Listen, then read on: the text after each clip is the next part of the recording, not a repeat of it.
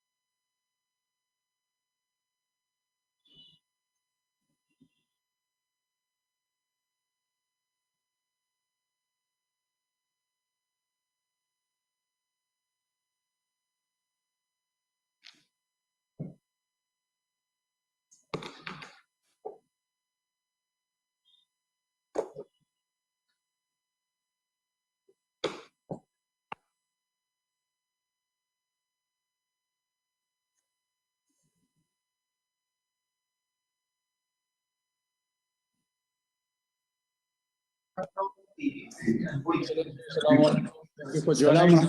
Excellency, thank you so much for allowing me and to participate in this event. Thank you so much, sir. It's a pleasure to have you here. We are just waiting for the Honorable Chief Guest, Dr. Mashir Rahman. He is joining with us very shortly, and then we will start the program right away. Definitely. Thank you so much. I'll be with you online. Whenever you're ready, just let me know. Yes, of course. I will. Okay. I will. Thank you. Thank you. Also seeking the attention of all other respected audience and guests and speakers. We are just waiting for the Honorable Advisor to log on, and then we will start. Thank you for your patience.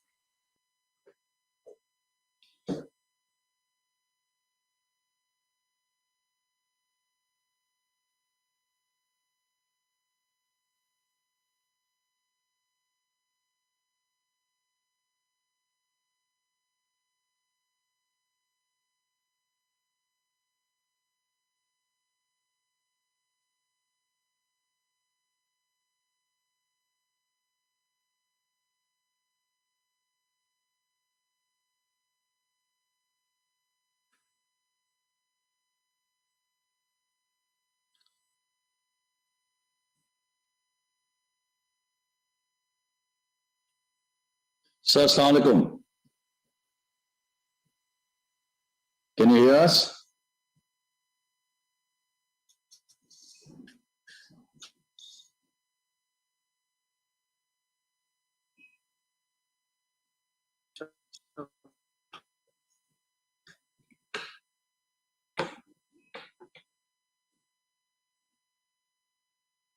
Sattar bhai, Assalamu alaikum.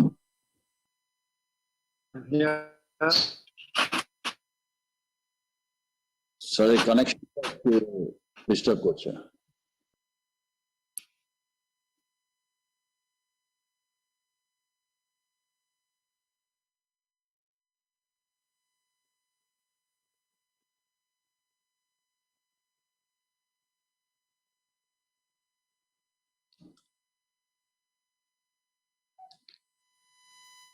Sir একটু unmute করে নেবেন, তাহলে আপনাকে শুনতে পারবো আমরা। জি, thank you sir, thank you for joining sir.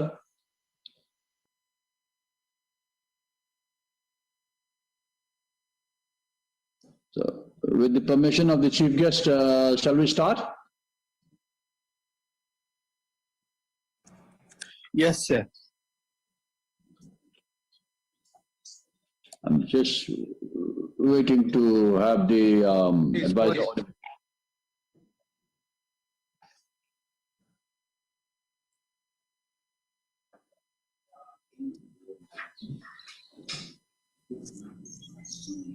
Okay, let me proceed with the kind permission of the Honorable Chief Guest, Dr. Mashir Rahman, who has joined us, the Honorable Economic Advisor to the Honorable Prime Minister. We also have with us our guest of honor, His Excellency Mr. Abdullah Ali Al-Hamidi. We have the CEO of Saudi Industrial Export Company, Mr. Sulaiman Al-Jadai, Mr. Fazul Haq, Managing Director of Plummy Fashions and a former president of the Bangladesh Knitwear Manufacturer and Exporters Association. We have Mr. Tajwar Awal, Director of Lal Seeds. We have Qazi Mahmood Sattar, a veteran banker, needs no further introduction. Mr. Shamimul Haq from DP World, the country director. Thank you for joining us. And ladies and gentlemen, it is my utmost honor to welcome you all to the discussion session on the day 3 of the Bangladesh Trade and Investment Summit, which has been jointly organized by the Ministry of Commerce and Dhaka Chamber of Commerce and Industry. Today's session is on shaping the business landscape, the economic cooperation between Middle East and Bangladesh. And as you know, this joint initiative of the Ministry of Commerce and the Dhaka Chamber of Commerce and Industry has been inaugurated on the 26th of October by the Honorable Prime Minister, Sheikh Hasina. And she has much spoken about in her inaugural address about market diversification, product diversification, and export diversification. So in this regard, you all know that the economy of Bangladesh is growing gradually and doing better than its regional peers. And Bangladesh is now considered as one of the most fastest growing and resilient economies in the world. And according to the IMF, the economic growth remained positive despite the pandemic effects and backed by growing international trade. Our export business is actually a critical game changer of our global economic relation. And ladies and gentlemen, Bangladesh heavily relies on the ready-made garments, RMG, for export growth. And this accounts for 84% of the merchandise exports. 3% of our overall exports is actually destined to the Middle Eastern countries. And Middle East is one of the very potential trade destinations of Bangladesh and is also one of the emerging investment hubs Bangladesh remains for Middle East. The economic relations has developed over the past years backed by a friendly diplomatic tie across all the Middle Eastern countries. There has been many issues, but of course, on the other side of the issues and challenges, we have potentials. And that may have been holding back our potential economic cooperation, which needs to be addressed to create more economic opportunities in the years to come. Bangladesh has come a long way in the last 50 years, and you all have been a partner to that. In this connection, if you all allow, I would like to make a brief presentation encompassing the economic relations, issues, and likely way forward pertinent to the given topic, which will help your learning on the subject matter today and participate in the discussion. So without further ado, I would like to share the screen and give you a very short, I will try to keep it as short as possible. I hope the slides are audible to, visible to all of you. Yes. Okay. So today, as I mentioned, today is the third day of this summit.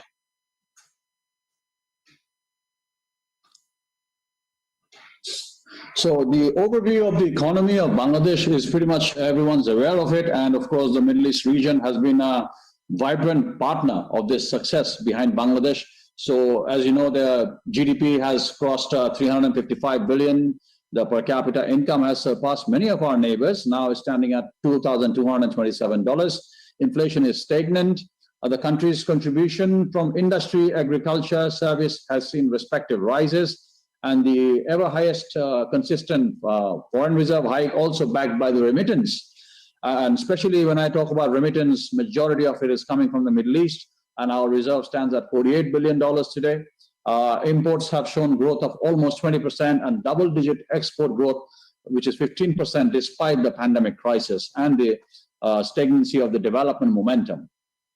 And the cause behind the last 50 years of success, we know that the new economic outlook, which we have received this year, the qualification we have to going into a developing economy by 2026 amidst various challenges from the least developed country. And out of the 66 emerging economies in the world, economists has termed Bangladesh as the 9th strongest economy. Digital Bangladesh has been a success story with 67.39 internet market penetration. In fact, this summit itself is a success story of the Digital Bangladesh because we are connecting 552 companies from all over the world from 38 countries. This wouldn't have been possible without the advancement of Bangladesh in the digital arena. Multimodal communication to enforce regional economic as well as global integration has been enforced upon over the last 3 decades. And poverty reduction has reduced substantially by almost 4.5% from 2016. 97% of electricity has been covered. And of course, we have been maintaining a stable credit rating in the international arena. Now, the economic relations between Bangladesh and Middle East, you can see we maintain a very smooth and diplomatic economic relations. Out of the total trade exports, 3% is destined to the Middle East, whereas 4% of our entire imports are coming in from the Middle Eastern countries. Also, Bangladesh is also importing 19% of its total mineral resources from the Middle Eastern countries. Labor supply, as you all know, is a pivotal area of service trade in Bangladesh, and 55% of our total inward remittance, which I mentioned to you earlier, comes from the Middle Eastern countries. FDI inflow, which is primarily led by the Kingdom of Saudi Arabia and the United Arab Emirates, contributes to $123 million. Which is the total investment footprint coming into Bangladesh from Middle East and West Asian countries.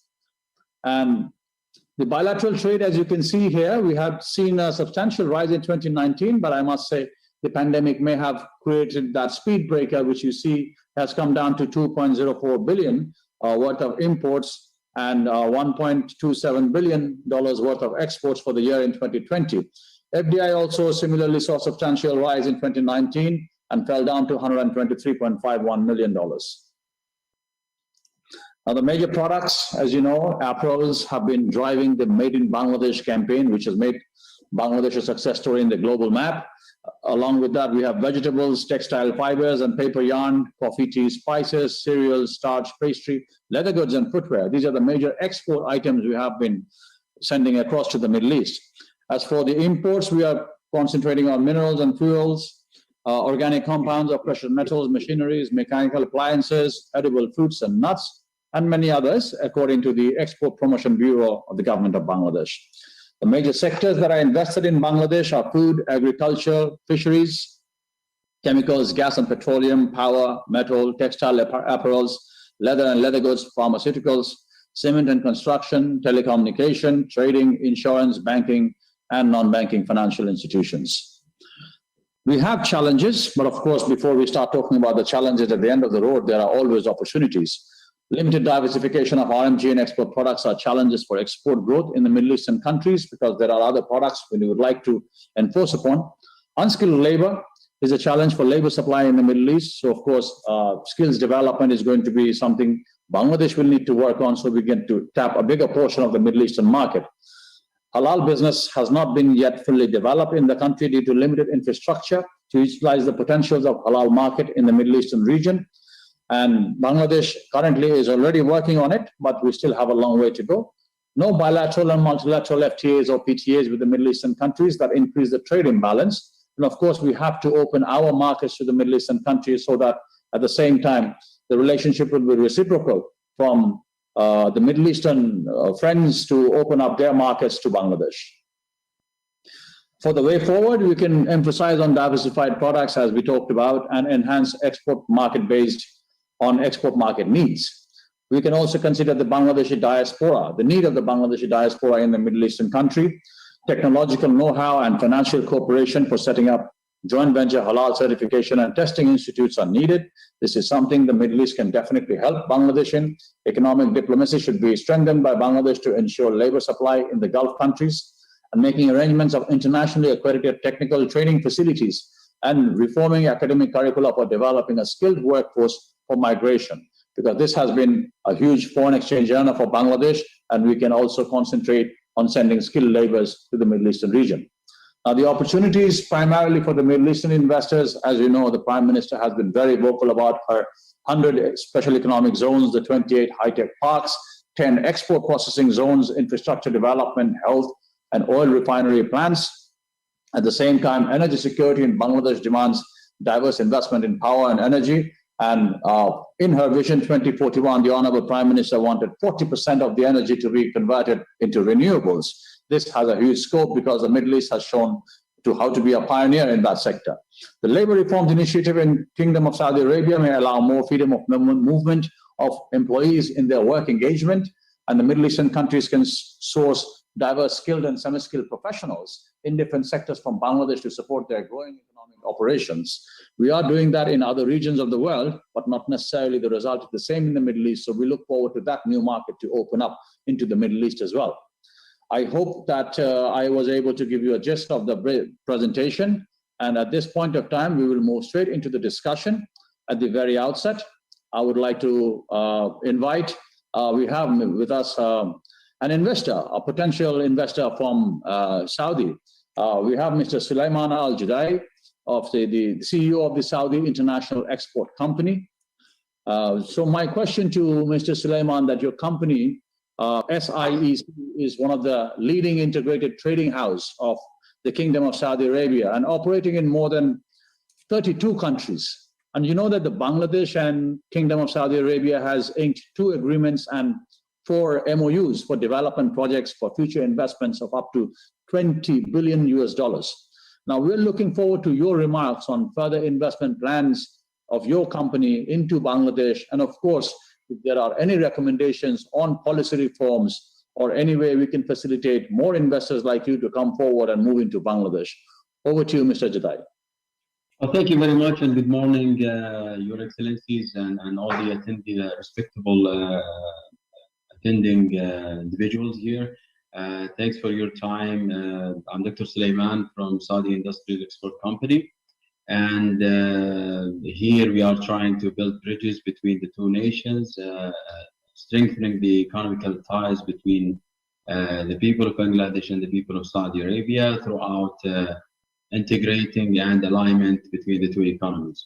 So in Saudi Arabia, we are well known for our petrochemicals products, mining products, and food production and processing.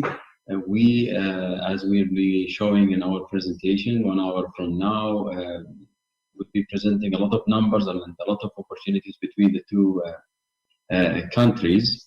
As investors, we are very interested in building food processing hubs in Bangladesh, where we can bring the food supplies from Africa and Latin America and other states and process it and pack it ready to be used for the people of Bangladesh.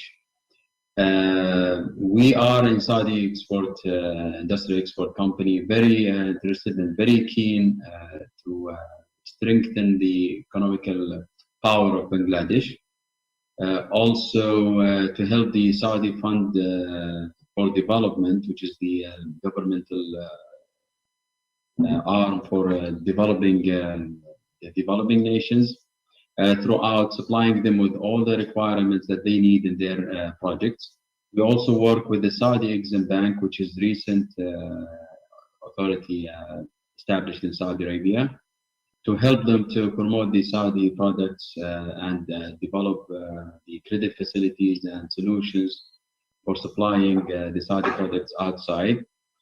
We also work with other entities and other funds within Saudi Arabia to help them to make their targets. As we know, the government of Saudi Arabia provided multi-billion funds to develop certain nations around the world.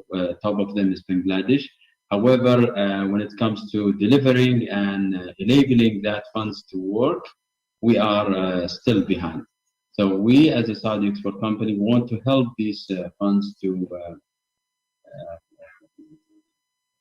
practically implement that whatever was signed in these agreements. Thank you.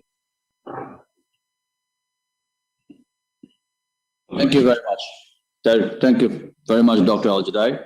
We look forward to hosting you and maybe create an example so that many more investors from Saudi comes into this investment-friendly destination. At the end of the day, yes, there is always room for improvement in Bangladesh, and you know it's a never-ending process. I'm sure there is development and improvements going on in Saudi as we speak as well. And your leadership has been changing the economic dynamics of the KSA we have been noticing, so which means it's a never-ending process. And of course, Bangladesh is trying to keep up with the pace as at the speed it's developing. And of course, we believe that if we can create one or two success stories, we'll have many more successful investors coming into Bangladesh. Thank you very much for your time and joining us today. At this time, I'm going to bring in Mr. Tajwar M. Awal. He's the director of Lalti Seed. So he specializes in agriculture. So let me tell you this, Mr. Awal, the role of the agricultural sector as a source of food security, employment, economic growth, it's still one of the prominent one, and its importance remains in the future as well. Hereby, your company, Lalti, produces a big array of seed varieties and expands its operations in the Middle East. So I would request you humbly to share your experience and opportunities in the Middle East market. And if there is any opportunity to bring in joint venture investments into Bangladesh to try to emphasize specifically from the agricultural sector, primarily on the export diversification, which the Prime Minister has been working relentlessly on. So please share your views, Mr. Awal. Thank you so much, President DCCI. Assalamu alaikum to everyone. Good afternoon. Assalamu alaikum to our chief guest and our honorable guest. So thank you for having me on this panel discussion. Lalti Seed is one of the first research-based seed companies of Bangladesh. We work with vegetable seeds of many different varieties. We currently have 185 different varieties produced in Bangladesh, and production is done in Bangladesh in our North Bengal region. We have had success recently in the past 4 years exporting our seeds to the Middle Eastern countries such as Oman, Saudi Arabia, and Qatar. We're ever so expanding every day. We're looking for more opportunities in the Middle Eastern market. The reason we have decided to get into the Middle Eastern market is because the Middle Eastern population or the expat community in the Middle East has found vigorous ways to grow vegetables within their own borders through greenhouses, through drip irrigation system. As we've seen in the trade document that DCCA President has shared, vegetable is a major export earner for Bangladesh in the Middle Eastern region. We are trying to create a diverse economy for the agriculture sector where we're trying to sell our seeds in a more efficient and higher capacity manner into the Middle Eastern countries. Recently, we have taken an initiative to grow our vegetables for demo plots and promotions in Oman. In Sultanate Oman, we have a 30-acre plot that we're working with the Omani partner where we're growing our own vegetables there. And this is helping us learn new techniques to teach the farmers in Oman, Saudi Arabia, and Qatar how to grow produce more economically and chemical-free. The Prime Minister has a very bright initiative, and we must respect her and we must salute her for this. And she wants agriculture to be one of the bigger achievers in the export market in the world. And with her initiative, with her backing and her mindset, I believe from Bangladesh, we can export more vegetables in more chemical-free manner. As you mentioned, how can the Middle East help Bangladesh?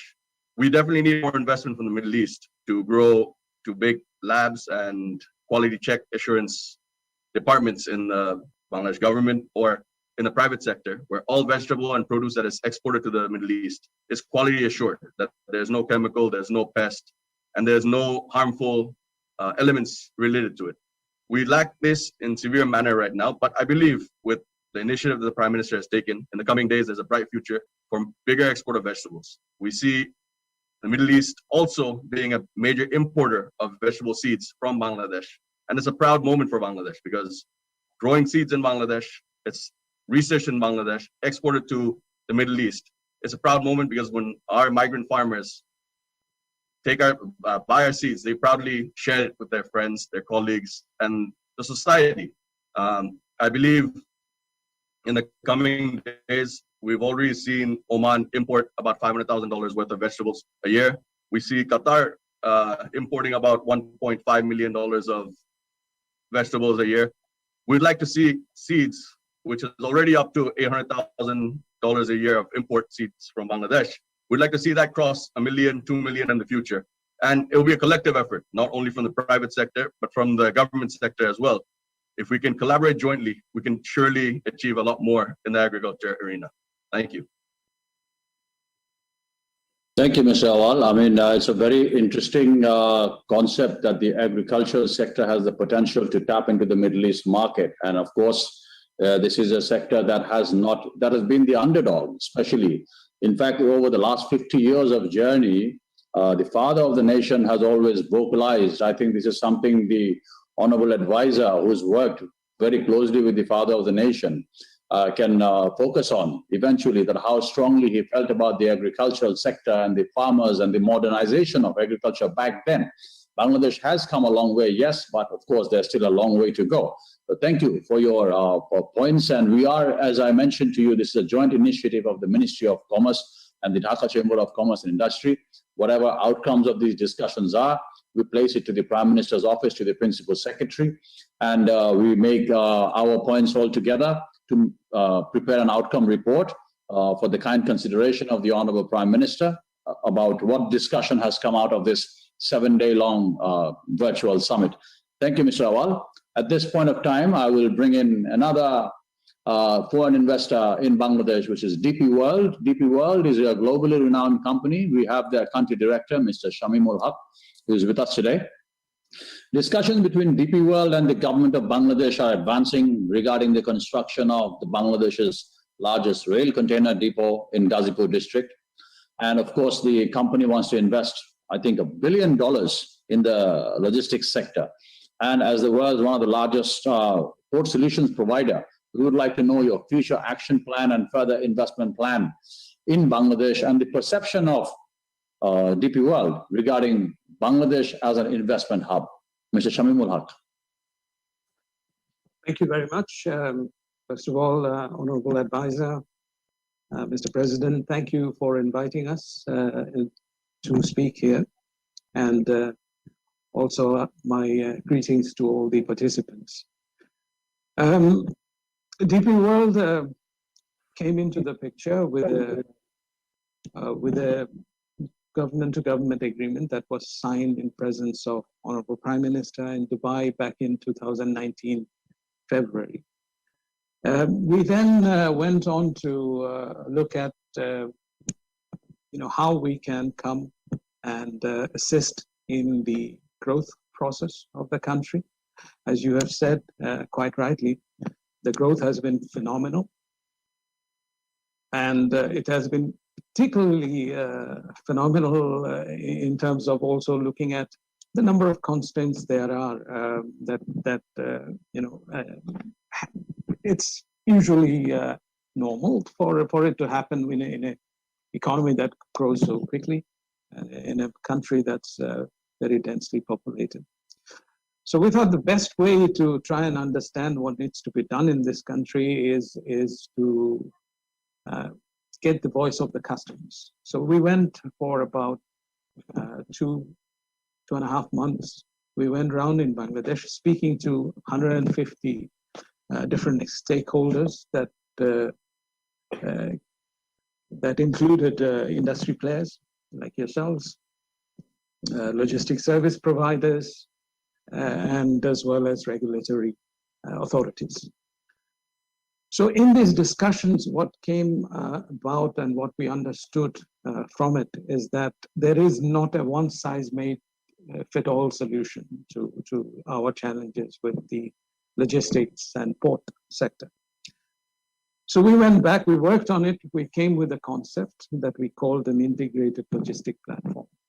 And the integrated logistic platform essentially covers both inland and our ports, and then connects it together with the technology platform. And as you mentioned, Hirasram in Gazipur is also part of this initiative, this concept that we proposed, and we're working on a proposal as we speak. Also, Patenga Bay Terminal are also part of this equation, which is then together tied with the technology platform. Now, what we understood from these interviews is that it is critically important to ensure that the approach to the port, the reach to our seaports are as smooth as the seaports can be once these intervention comes in and the skills and innovations are transferred. So we looked at what it would require. Obviously, the money is an aspect of it. Yes, 1.3 to 1.6 billion dollars would be required, but more importantly, the investment really comes in the skills that we will bring, in the skills that we will help build in Bangladesh. And one thing our CEO, when he was here back in it was September, just about same time 2 years ago, COVID, of course, took away quite some time in between. But he had said that just as anywhere else that we are represented, and we are represented in 150 different locations with 50,000 people, we will employ Bangladeshis in Bangladesh. So we will build the skills here. We will make sure that the skill is then transferred, the training and the know-how is transferred. We will also bring the innovation, and you can see one behind me. I am very proud of the picture that's my background here, where you see 6-story stack of containers, which for a country like ours, which is so densely populated and there's clearly lack of space, this kind of innovation helps because it then allows us to handle much more than we would normally do in significantly less space. So I think, as you said, in terms of if we focus on the trade between Bangladesh and Middle East, then there's massive scope to grow. If we look at our neighboring countries, what they do with for instance, UAE and DP World is kind of the flagship investor, and we are very hopeful that once the rest of UAE sees us investing here, that would give them further confidence to bring their investments in Bangladesh. So if you look at our neighboring nation, India, if you look at even Pakistan, I mean, the amount of export and the commodities that are exports they go from very sophisticated to very basic, like even hay for the cattle is shipped from Pakistan to the Saudi and to UAE. So there's massive opportunities. And I think we are right now where we are in the COVID situation, in the pandemic. I think the world is coming back to business, going back to business. Question is, are we ready?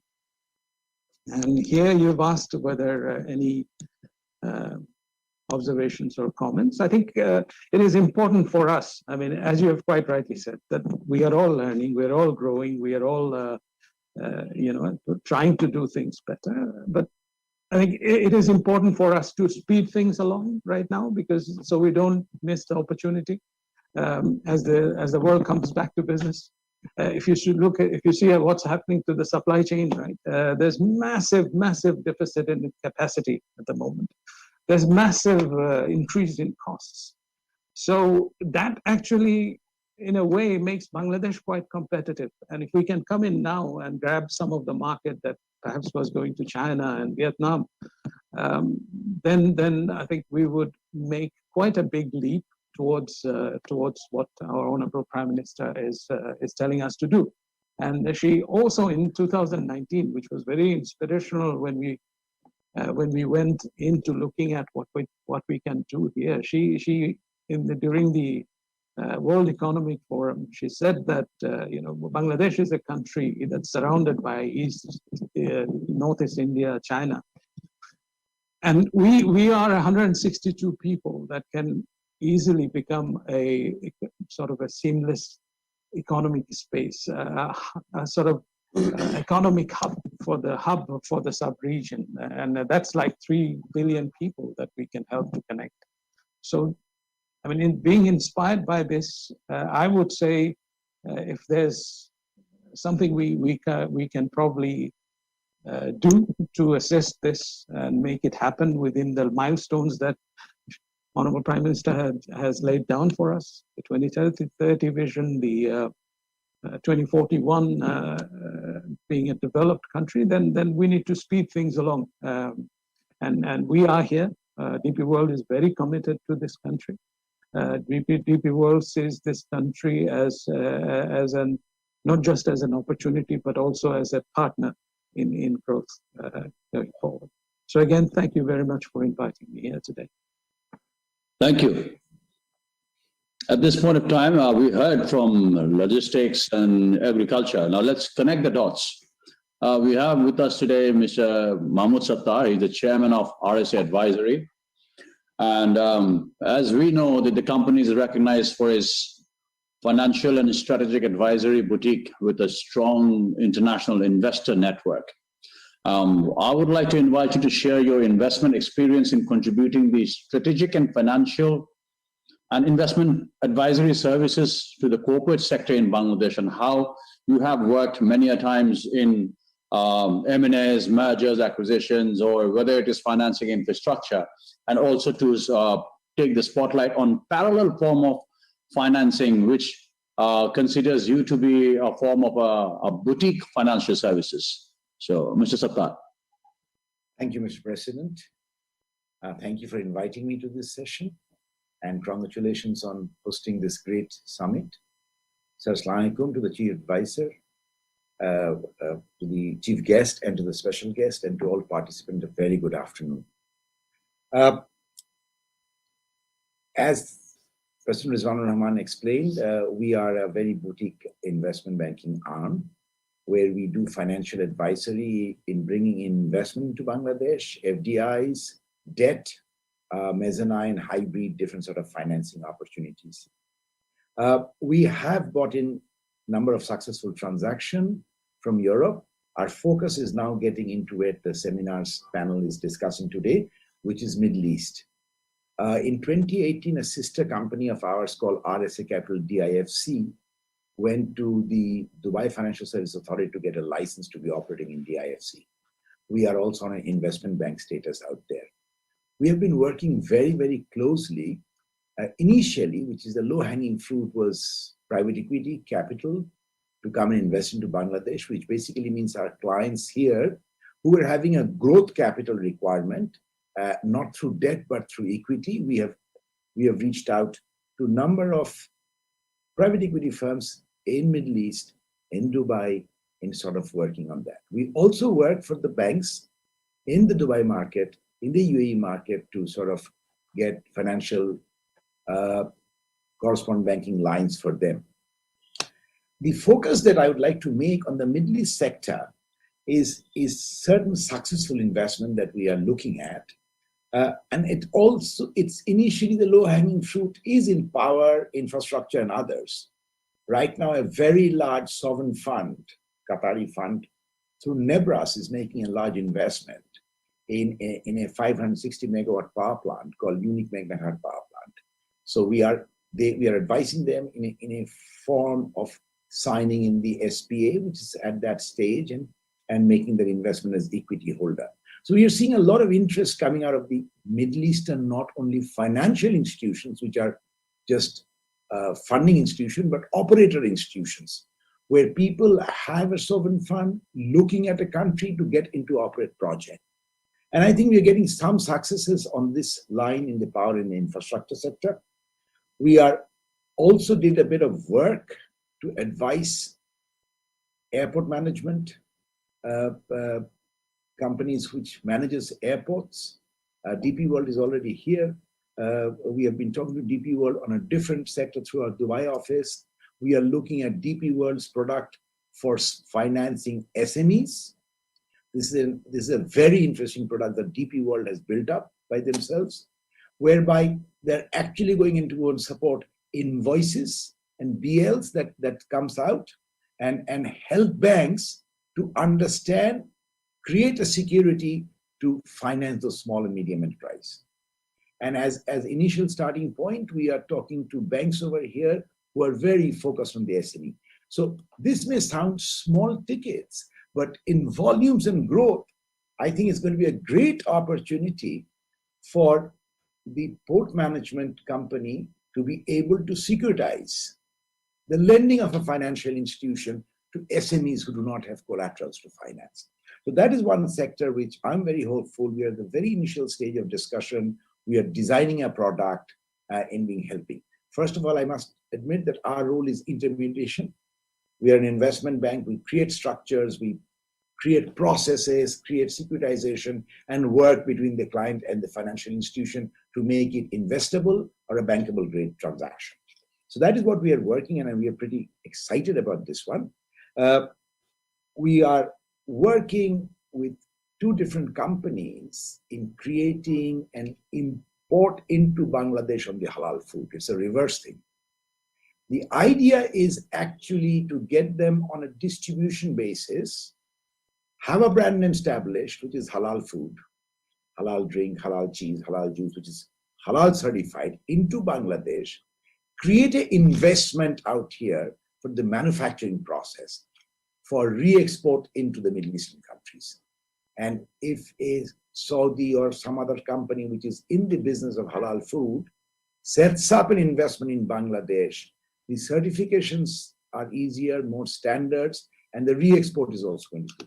So that is an area we are working now with certain clients, not that we have seen the light of the day. We are basically at a drawing board stage, at investment stage. We're also talking to certain clients. The central bank has given us a guideline the other day, which is not yet approved as a FE circular, but a guideline, which says that they're going to allow outbound investments now for Bangladeshi companies to go and invest offshore, which was very difficult in the earlier days. And they've laid out a structure of 20% of their exportable in the last 5 years and volume like that. So we are talking to a couple of pharmaceutical companies who have exports into the Middle Eastern countries. And as you know, that few of our pharmaceutical companies are FDA approved, are creating high-class drugs, and are also getting into API. So we are working on that basis so that if we can take a company out the outbound route over there, we will again intermediate for them to raise the rest of the debt. So those are basically thinking. We are also looking at the UAE G2G on PPP, if we could get something. So our role is very simple. We chose Dubai DIFC because that was where we got an entry permission over Singapore, because we thought that is where the investment focus is going to come to Bangladesh. That is where not only FDI, we are also looking at different financial product to come and help the Bangladeshi industry grow, which means bring in savings from there into Bangladesh for our growth potential. As we all know that the way our GDP is growing, our savings is not catching up with that. So internal sources of growth will not be organic, it will be inorganic, so we'll have to bring in money. So that's our role. We are a very small company. We are basically structured like an investment bank, talking to clients, creating opportunities in both ways, and making sure that we can create structures which are bankable, investable, as we call them. Our experience has been good. Unfortunately, COVID has really slowed us down because we set up, the sister company was set up in Dubai in late 18s. It took us a year to gear up and understand the market, and then in comes COVID. So those have slowed us down, but I think COVID has also taught us a lot of things, like this trade investment summit would have been physically somewhere in Bangladesh, in a hotel, in a five-star hotel, and we would all be attending that. We are now doing that virtually. So virtually, there's a lot of work done. If I go outside Middle East, in the last 19 months, we are working with a Dutch company for large acquisition FDI into Bangladesh. And I was amazed because none of them has stepped foot in Bangladesh. Yet we are in the final stage of signing the sales purchase agreement. So that's a large FDI coming in. So COVID has taught us a lot of things, has given us a lot of excuse. But I think the way our economy is pushing us forward, it's a drift that we have to go along. I think we will find methodologies and measures.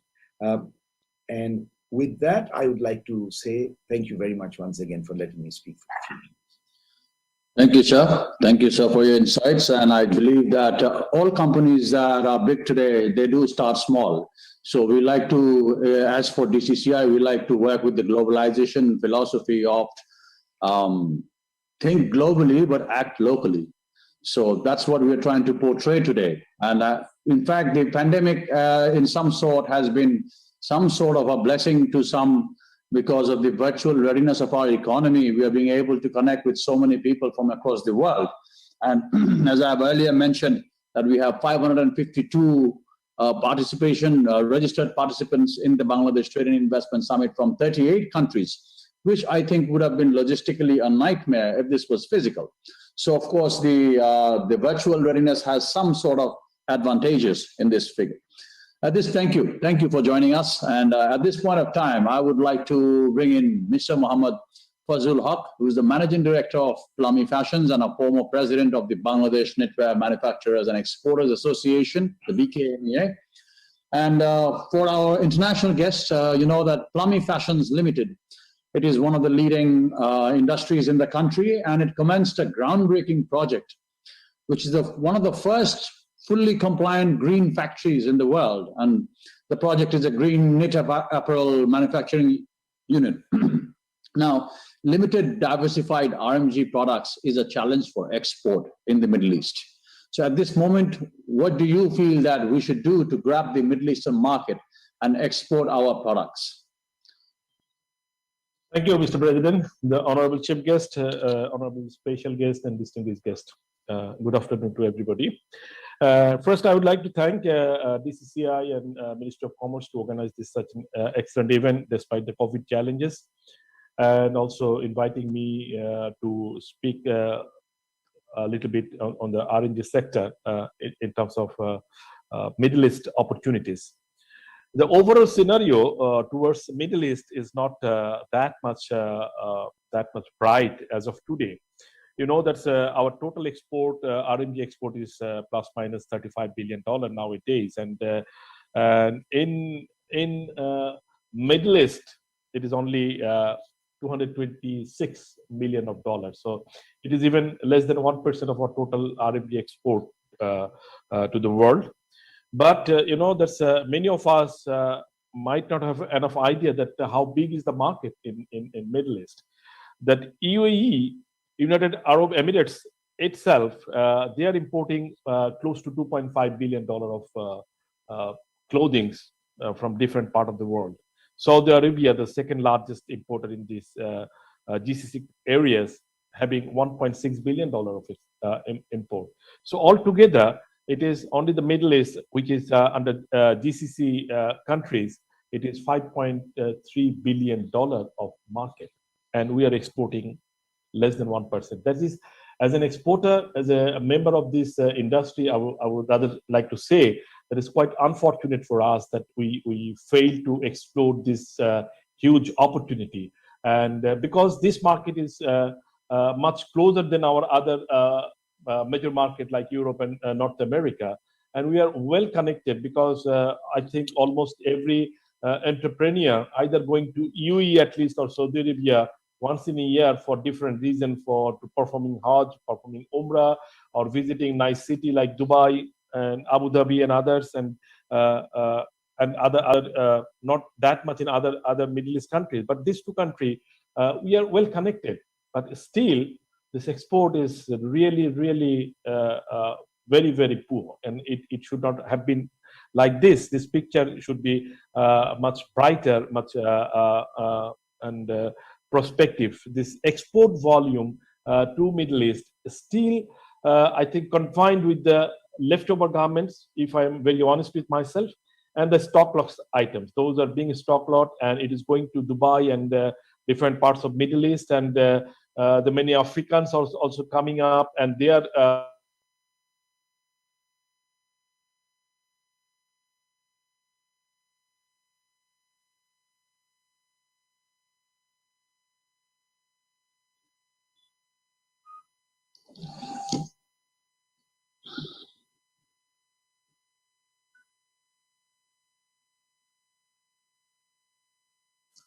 I think Mr. Hawk's connection has gone off.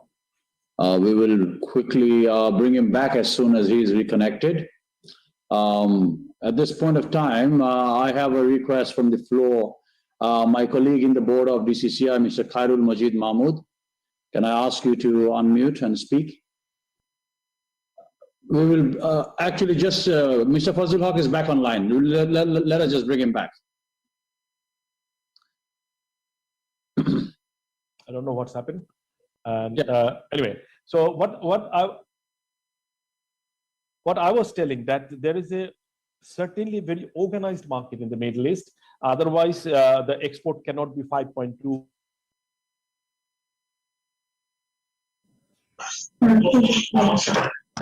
Excuse me, hello. Big opportunity in the market. And I think that it is our failure. I should blame ourselves. I'm not blaming our government. I'm not blaming anybody else. It is our failure as an entrepreneur, as an exporter, that we could not catch the market potentials being offered by the Middle East countries. And but to take this opportunity, as His Excellency, the Honorable Ambassador from UAE is here, and our Honorable Economic Advisor also here, and other distinguished guests here. I think we need to explore the market very planned way. That did not happen as of today, so far I know, as a small member of this whole industry. But if UAE, as a leader in the Middle East, as far as the apparel importing countries is concerned, they can give us a certain guideline that how we can really explore the market.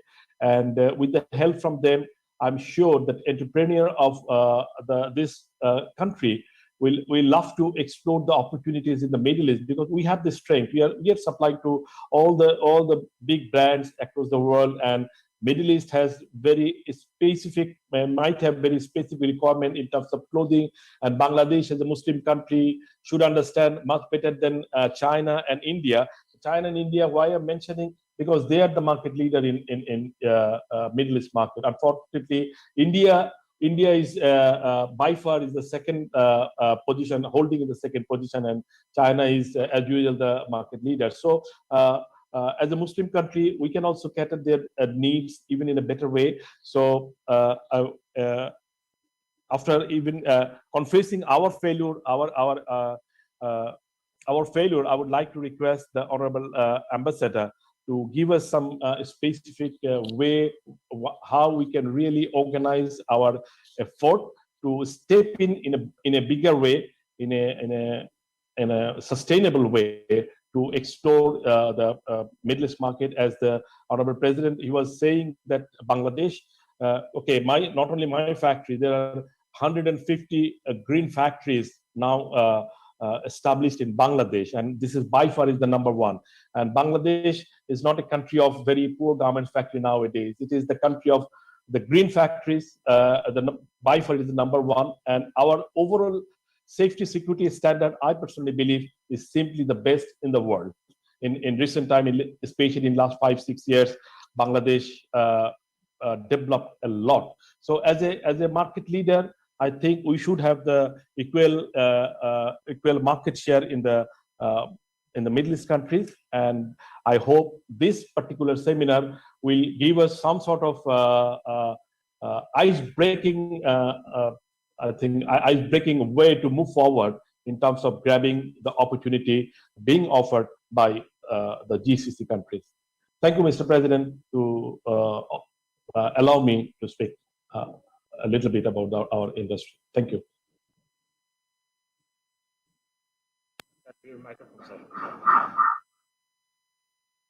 Sir, we can hear you. Sorry, I was muted. So thank you, Mr. Haq.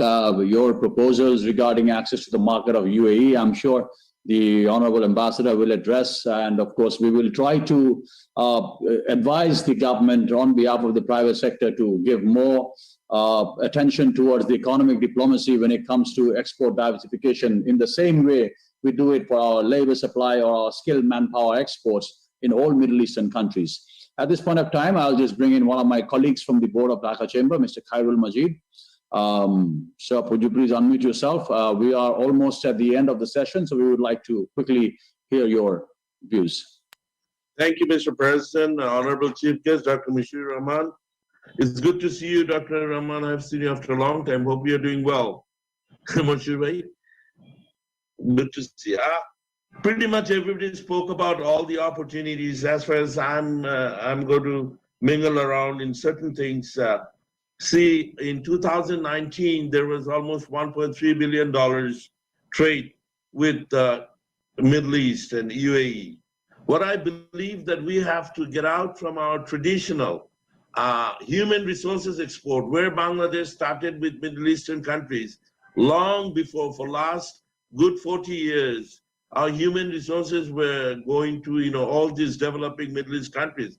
And I think we play a part in the flourishment and in the economy of UAE, Saudi Arabia, name it, because our huge labor forces, and we are part of that development program. So if we want to diversify from the traditional human resources and manpower, and which I see that, like fruits, vegetables, fishes, and all, there are a lot of opportunities. Also in the engineering sector, we have capable architects, we have expertise. Now we are looking for skilled laborers instead of all these years, they were all unskilled laborers. So I would think that there would be opportunities beside oil imports and others from Middle East, then we convert in something else. So I'm eagerly looking forward to hear from Dr. Mashur Rahman. Thank you, Mr. President. I was not really ready, but thank you for the opportunity. Thank you very much. Thank you. Thank you, Mr. Mahmood. Yes, of course, we also voice the concern that as much as I keep repeating about our export diversification, which is also the Prime Minister's envisioned in the inaugural ceremony of the event. And we also look forward to the economic diplomacy between the Middle Eastern region. And of course, we will always request the government to have an inclusive stakeholder consultation, including the private sector, because it is the Prime Minister who has vocally said that the 81% of the 8th five-year plan is coming in from the private sector. So we are the key driver of the economy and leading all the sectoral activities. So at this point of time, I would like to humbly request our today's guest of honor, His Excellency Mr. Abdullah Ali Al-Hamudi, the Acting Ambassador of the UAE to Bangladesh. And sir, of course, you can touch up on any of the discussion that has been discussed, but of course, needless to mention, the UAE is the second largest economy in the Middle East, and we are happy that UAE is keen to increase its bilateral trade with Bangladesh to $10 billion by 2030. So now I would like to warmly invite you to enlighten us through sharing the expansion plan of the trade between the two countries and any policy recommendations you may have. Over to you, Excellency. Thank you so much, participants. Honorable Chief Guest, DCCI President, ladies and gentlemen, good afternoon. It's a very honor to me and a pleasure to address this session focusing on Bangladesh economic collaboration with the Middle East countries. Thank you. Thanks to DCCI and the bilateral relationship between UAE and Bangladesh are very deeply rooted as the foundation led by our founding fathers. This year, both UAE and Bangladesh are celebrating 50 years of establishment. Over the years, Bangladesh has made remarkable steps led by private sector, and I congratulate you all here for your contribution. Distinguished guest, COVID-19 pandemic caused a global economic recession. We learned to manage during the pandemic, and now we must learn to succeed keeping sustainability and to keep sustainability, so that we need to act a collaboration and partnership to stay ahead of the competition. Now it's a time to plan our future initiatives with the most effective ways. We have a large room to expand in bilateral trade investment upcoming days. The UAE is also an ideal place to expand your business.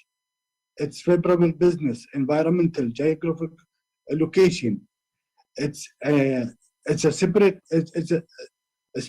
of excellent relation. We want to deeper engagement between the countries to take an existing ties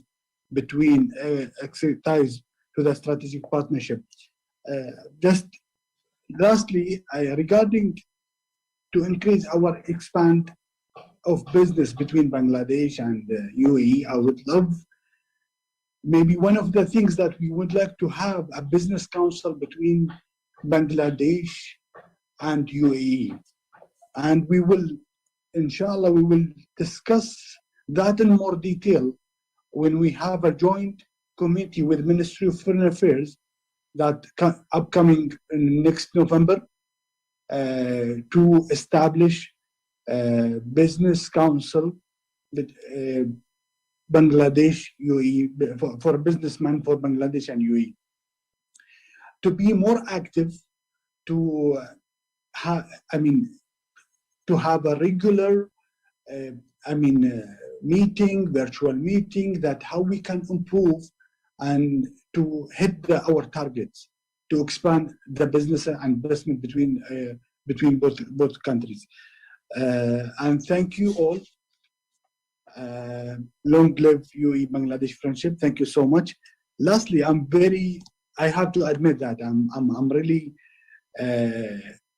grateful for Bangladesh participant to develop our country UAE since 70s. That since we starting from the scratch. Without Bangladeshis, we will not reach to this point that we are reaching in Dubai or in UAE. Thank you so much, and thank you all. Thank you, Excellency, for your kind words. And we always proudly say that region that has become an oasis in the Middle East, beautifully designed by the Middle Eastern people, but actually built by Bangladeshis. So we always take pride in that as well. All these skyscrapers and all the development that's been happening, the Bangladesh plays an integral part in this. So at this point of time, we have come to the end of the discussion. And of course, for the last 65 minutes, the Honorable Chief Guest has been patiently listening to each and every one of the speakers. And so once again, thank you very much for always endorsing our initiatives and joining us despite your occupation and busy schedule. You have heard from all our speakers patiently, and we would like you to grace the occasion as the chief guest and, of course, give your valuable remarks on how the economic cooperation within these two friendly regions can be further enhanced. Ladies and gentlemen, let me once again introduce you to Dr. Mashoor Rahman, the Economic Advisor to the Honorable Prime Minister. And more importantly, we also like to proudly introduce him as the former private secretary to the father of the nation, Bangabandhu Sheikh Mujibur Rahman. Thank you for inviting me and your kind introduction, and my greetings to all the participants, especially those from the Middle East and Ambassador of United Arab Emirates. I had some understanding of the investment behavior of the people in the Middle East from association with Islamic Development Bank, Islamic Corporation for Private Sector Development, Saudi Fund for Development, Kuwait Fund for Development, and so on. The impression that I carry is that the investors of this group of countries is very sophisticated, serious. They do their homework, and they're very dependable and investor in the sense that once they express their interest in investing in some country or investing in some enterprises, they do live up to it, because before they make the pronouncement, they do the homework. Now, if you look at our economy, what are the broad contours of the economy that we notice? One is that we are transforming very fast. And in the process of transformation, we have moved from agriculture, labor-intensive textile sector activities to services, which we also export to other countries. Secondly, you also notice that our growth has been stable and steadily upward trend. We did not go through very volatile changes or very volatile shocks. That is one good quality of the economic management. The public sector has invested in order to remove the infrastructure bottlenecks. The private sector also has invested, but because of the external market or global economic downturn or changes, it has not been able to invest as much as they could. And now it is our time to look at that. And also over the last couple of years, or I may say decades, the communication between the government and the private sector has improved. So now is the time to look around and see what we can gain by foreign investment and foreign direct investment. I said that we have moved from agriculture and labor intensive to services, and some or other we jumped the sophisticated technological products. Right now, there are interest shown by many investors for household electronics. It's a huge market, and some of these companies have started exporting to Middle East countries. Now, why is technological product, engineering products, sophisticated product, and knowledge-based products are important? These are products where an investor, if you can get adequate investment, the output also increases. And the only constraint is investment, and perhaps the supply is innovative engagement of entrepreneurs. There's a reference to pharmaceutical and API. There, I guess we have a great advantage. We have not yet exploited fully. The API market and generic pharmaceutical market was dominated by 2 or 3 major exporters. The WTO rules are applicable to them, but we are exempted from that rigorous rule until about 1936 or 1935.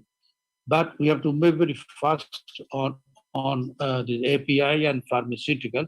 The knowledge-based product is, it creates new opportunities and opportunities for going into new investments. Now, there was a reference to a business council. Ambassador UAE referred to a business council. I had noted in my points that we should have an unit in the chambers, or the chambers together can set up a unit which track the developments in the in the Middle East market, how they are developing, what do they import, what do they export, and so on. It is important that we know the market in order to enter the market. If we do not know the market, it would be difficult to get into that market. As I said, the communication between the government and the private sector has improved. While the private sector chamber sets up this dedicated unit, the government would work with them, and the areas where decisions of the government, interactions between the government are necessary to take advantage of the opportunities which are unfolding, the government would definitely step in. It's an interest that we share. We refer to the food processing hub. We have a we have a chance of we have an opportunity of getting into that. Halal food is an area where we can get into the market quickly. It was heartening to know that there is a company which is engaged in seed production, mostly in the northern part of the country. Our agriculture policy also emphasizes diversification into high value product and into export product. Agro-processing industry is another area. Now, coming to port related services and transportation, we have one major port, Chittagong. Paira would be a new port. I understand that Mireshorai also has access to the sea, and it can also look at the possibility of developing a port. The Prime Minister has already declared Saidpur as an international airport which can service the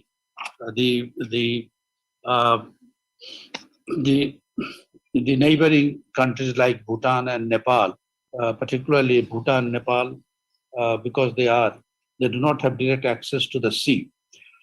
Now, I refer to not having enough seaports for the reason that if we depend on the 1, 2, or 3 ports that we have, and if the industries are located mostly around Dhaka, then there's a pressure on the transportation between the industry location and the ports.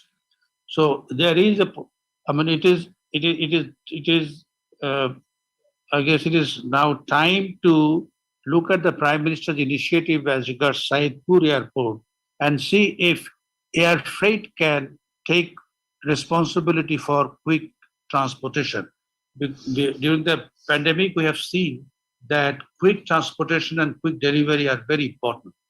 And it does help in economizing. It does help in economizing on land use. The land is scarce and getting scarce in Bangladesh. So these are the few comments I have. To sum up, dealing with the Middle East is dealing with serious investors, and there are new opportunities, stable and steady growth of Bangladesh, economic transformation, which creates opportunities for sophisticated technological product, and there is a market of technological product in the Middle East. We should have a unit in the chamber which can track the developments, import and export patterns of the countries where we want to enter.